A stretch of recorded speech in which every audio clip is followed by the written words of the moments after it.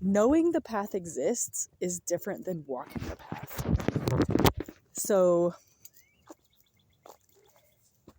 if I know that the Jesus stuff exists, I know that he said to love your enemies, I just call on his name and I'm saved. That's not what he said. He said, do the stuff. He said, be ye not hearers of the word only. Like, you're on the path, you're saved, you're on the saved path by the grace of God, you're saved, but you're like actually on a path. You're on a path to somewhere. You're not like on the path if you just know about the path. The path is about doing stuff. And I know that's controversial because like it's not salvation by works, but like you're on a physical path though, like your actions are doing stuff. And is it salvation by works? I don't think so. I don't think you're saved by works. You didn't get onto your path by your own righteous acts, likely. You're likely started on the path as like this horrible sinner. You likely still are a horrible sinner, even though you're on the path. But you're on a path. At least you're like actually on a path. I feel like a lot of people are on parallel paths or different paths, but verily he says unto us, straight is the gate and narrow is the way. There's like an actual gate and narrow way. You know, he talks about this. There's like a thing to do, like a narrow perspective that you can take that fits these qualifications that enables you to partake of the fruits of the kingdom of God. And what are those fruits? I think that's another question. It's like, well, what's the point? What's in it for me? What's going to happen? I think it's just like a part of the fruits of the kingdom of God are things like long suffering, patience, also loving your neighbor, having good feelings. You have a community that's full. Like if you have a community full of Christians, you're going to have a place of rest. You're going to have cooperation and I don't know. I can't think of another word that would encompass the word community, but I already said community. So like you have community, you have a group of people you can trust and rely on.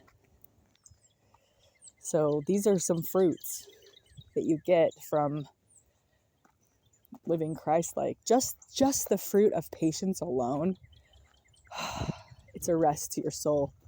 You can live your whole life just stumbling or just going around, stressed out. And you just pick some of the lowest hanging fruits on the kingdom of God. You just barely get onto the path. It's like, okay, I've been brought to rock bottom. Here I am. I'm just going to try it. I'm just going to radically try loving people. I'm going to have gratitude. I'm going to cultivate gratitude, actually. When I'm at this, like, people don't have to change in order for me to love them. People are not going to change, actually. And people often change for the worst. So, like, I love them anyway. That's what Jesus says. Unto you it is commanded to forgive all men. You know, forgive all men their trespasses. I've trespassed against God so many times. I'm going to forgive this sister and this brother, and I'm going to live a life of forgiveness. And when I live a life of forgiveness, I can pluck fruits, the fruits of calm, peace, patience, assurity, love. Sometimes I often pick fruits of unexpected friendship in the most unexpected places. These are good fruits. I think the further down the path you go, there's more fruits too. Like Jesus, like miracles. Jesus performed many miracles. I feel like he was so far down the path. It's like you can't achieve that level in this life. Likely, maybe. And he says, you don't want to go where I go. I just read Luke. Some of the disciples are like, we want to go where you go. And he's like, you don't want to go where I go. You don't know what you're asking. He's like, yes, we do. He's like, okay, well, it's going to be really, really bad for, like, it's not a pleasant experience to be going where I go, but so be it. Go where I go. And the other disciples are like, hey, that's not fair that they get to go where you go, blah, blah, blah. Like, you don't know what you're asking. Anyway, though, it's good. I think that that's one reason that some of the more extreme fruits, like Show us a sign. If you're the Son of God, show us a sign. He's like, psh, you already have so many signs you just don't see. You don't even have eyes to see. I could show you all the signs in the world. You don't have eyes to see it anyway. Because it's kind of true. But anyway, I think that's why people say signs. Because if you really are so far down the path that you say, wouldn't miracles be following you? Wouldn't you have something to show for it beyond just what everybody can do, you know? I think that's one reason they're like, show us a sign. But then he's like, you're a wicked and perverse generation seeking for signs. You should see signs anyway in your day. But because of your wickedness and perverseness, no amount of sign is going to convince you. And even if I showed you a sign, it might be really cool for you to see. You're just going to go right back to doing what you do. I think you have to have eyes to see. And part of having eyes to see is being on the path. You cultivate your eyes. You train your eyes on what to see. Until you start recognizing these blessings and miracles. And is it just all delusional, all in my head? I mean, the same stuff is happening to you in this life no matter what. I'm walking on the same road. I have the same dog. But it's how I see it that makes a difference for my life. So I could see this as a really bad day, or I can see this as a really good day. I can see the miracle in it, or I can see the slog in it. And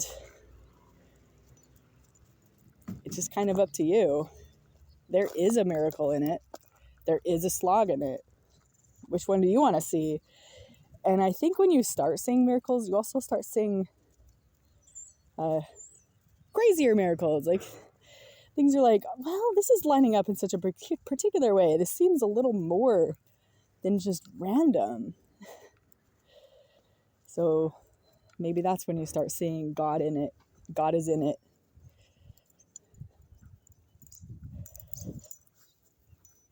You start seeing God in the stuff and maybe redefining God. Evolving your definition of what God is. And how do you know? And how can you go? Well, you just start going and then you start to know. It takes a long time though. It's not instant gratification. I think I'm scratching the very tip surface of the God stuff. And I've been doing it for like 20 years. Longer. I've been somehow, as a young child, whisperings. Like, I just kept hearing whisperings. And that's all I can describe it as. Not, like, I'm not hallucinating, not actual whisperings, but just ideas coming into my mind, promptings of like, what is going on here? What is going on here? So by the grace of God, he was prompting me, but by his grace. But also I listened and I asked those questions. Yes, what is going on here? What is this thing? What is consciousness? That kind of stuff. Those questions. I don't even think I understood consciousness as a young kid, but I have been hearing those questions my entire life. Like, since I can first remember, I've been hearing, just being fascinated or curious just naturally about God and reality. What I could understand now is consciousness, our existence, what is going on here. I think I probably at age 3 remember my mom talking to me about God. And of course, that my definition and understanding of God has evolved, has changed significantly since when I was 3. But like, just the fact that I was interested minorly, and kind of obsessed with it later. I think that by the grace of God, for whatever reason, for his purposes, here I am. But it's kind of a two-way relationship, right? I have to put in my effort. If I never researched, if I never read a book, if I never talked about it or thought about it, I might have a natural inclination. I might have been called, but if I'm not qualified or like, you're just trying. I think he says that somewhere. Somewhere in the Bible it says it's just about like trying. I don't know. I'll have to figure that out. That might be in Luke because it was a recent one.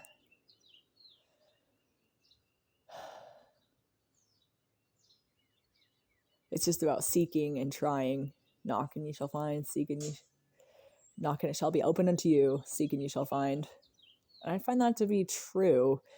It's not instantaneous though. I think the scary thing is, or like the risky thing for people is, well, I'll try it, but you're not going to see fruits right away. You're not going to get patience the first day you like try that. It takes time. You have to develop your spiritual muscles. It takes some time to become proficient.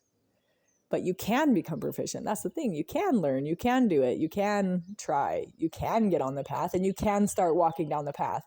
No matter how old you are, no matter how close to death you are, no matter how stuck in your ways you are, you could change paths. You could just start trying, thinking about this stuff, becoming interested in it.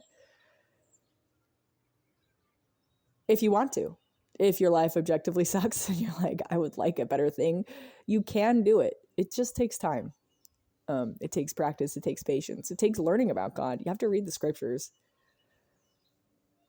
But you don't just have to read the scriptures. There's lots of stuff out there that you could read to try to get an idea of what's going on, and just keep seeking and keep looking. And eventually, I'm confident you'll find your way to the scriptures, because it is logically like a good thing. The Jesus stuff is pretty good. I think taken in conjunction with other things, it makes it better. But on its own, it's good, I think. I don't know, though. I look around at people who have that just on their own. This like Judeo-Christian existence that's completely their whole life experience. Even if they leave the church in some fashion, or they don't be Christian anymore, they still view the world through this Judeo-Christian lens. Just can't seem to understand that other people might have a different experience. Oh, man. I'm trying to think of an example. Like the time thing. I think being on time is kind of a Christian idea, like a modern Christian idea, but it's not really like a historical Christian idea, I don't think. But like being on time for things, for example, would be something that's like, we believe in hard work and sacrifice, and that's why we have such a good country and stuff like that. But like, I don't know.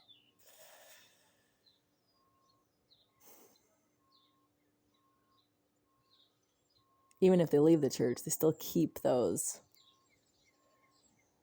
mindset, the mindset of childhood. You keep how you grew up viewing the world is kind of what you stay with, isn't it? It's ethnocentric. And it's very hard to wrap your mind around. Like, I understand that there's other cultures. Yes, you understand logically there's other cultures, but you don't understand how profoundly different you could grow up viewing the world if you grew up in a different place or in a different time.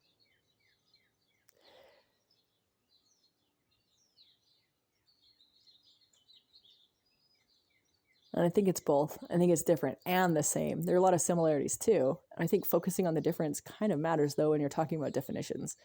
Because like in 1829, there might have been a radically different understanding of the word corn, for example. So a lot of people reference the 1829 dictionary. But either way, I'm just saying, like, I think it's important to focus on differences. It's important to focus on similarities, yes. But differences, I mean, it kind of broadens your worldview. It makes you think like, oh, I'm not like the one true knower of everything here. Our culture is not the pinnacle of all creation. Like, we could do better. We could do a better thing. It could be different and we'd still be okay. We're still following God, even if we're a little different. So I don't know. For by grace are you saved through faith, and that not of yourselves, it is a gift from God, not of works, lest any man should boast. And even still, even on the path, you're going to stumble and fail. And so, yes, by grace, by forgiveness, right, God will forgive as you forgive. I wonder if it's an equal measure. Your forgiveness is contingent upon how much you forgive others.